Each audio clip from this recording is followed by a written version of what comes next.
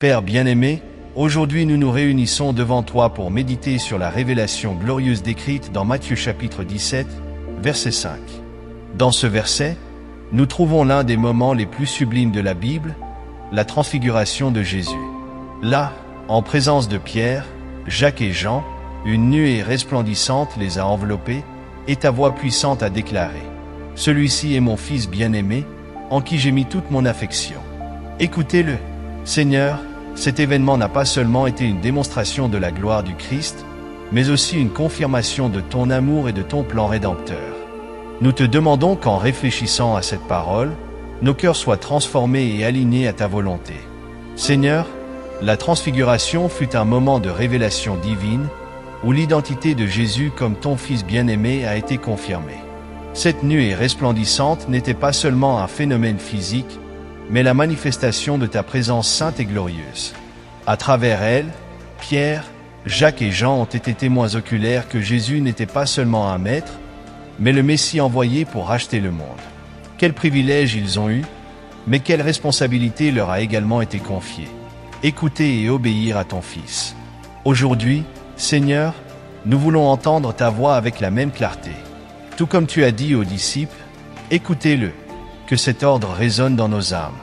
Combien de fois sommes-nous distraits par les voix du monde, par nos propres préoccupations et par les bruits de la vie quotidienne? Aide-nous à faire taire tout ce qui nous éloigne de toi et à nous concentrer sur la voix de Jésus, qui est vie, vérité et salut. Père, en déclarant que tu prends plaisir en ton Fils, tu nous as rappelé la perfection et l'obéissance de Jésus. Il est le modèle suprême de la manière dont nous devons vivre. Il nous a enseigné à aimer, pardonner et te faire confiance en toutes circonstances. Que nous puissions suivre l'exemple du Christ, en reconnaissant qu'en l'écoutant, nous trouvons la direction, la paix et le sens de nos vies.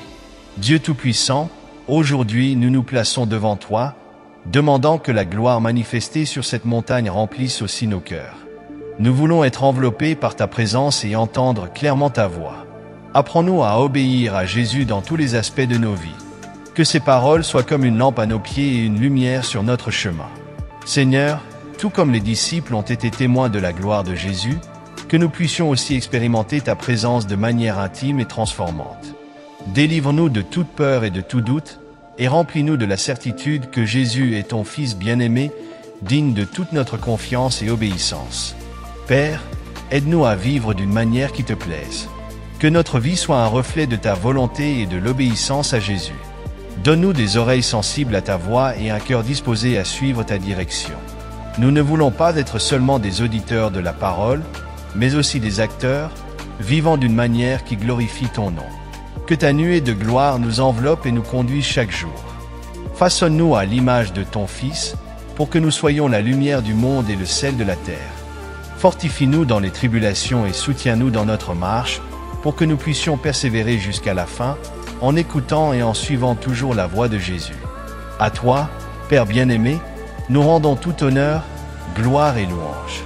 Nous prions au nom puissant de ton Fils bien-aimé, Jésus-Christ, notre Seigneur et Sauveur. Amen.